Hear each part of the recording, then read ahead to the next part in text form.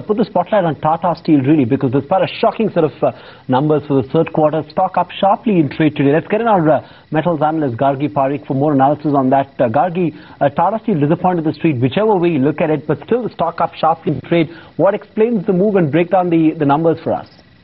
Well, if you look at the net profit levels, there has been a sharp decline. In fact, very dismal numbers that Tata Steel has posted for the third quarter. 600 crore loss versus 1,000 crore profit. Look at the operating margins, also a very sharp decline that we saw there. Over 5% versus 11.5% again on a year-on-year basis.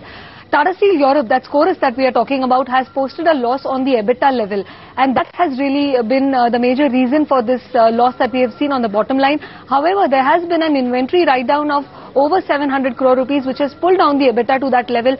So one factor you have to consider, which is extraordinary, we don't expect inventory levels to fall to that level, inventory values in fact to fall to that level in the next quarter. So overall guidance is looking positive, because from here we've almost reached a bottom for prices and demand, the low prices, low demand in Europe, and we will see going forward a better demand coming in. Prices also have started showing up better.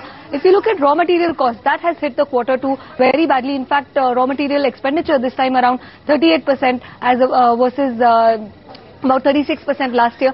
That too, has started showing signs of cooling off, which will be better in the fourth quarter. Probably that's one reason we are seeing the extraordinary items that we had seen. That probably has been factored into the market right now.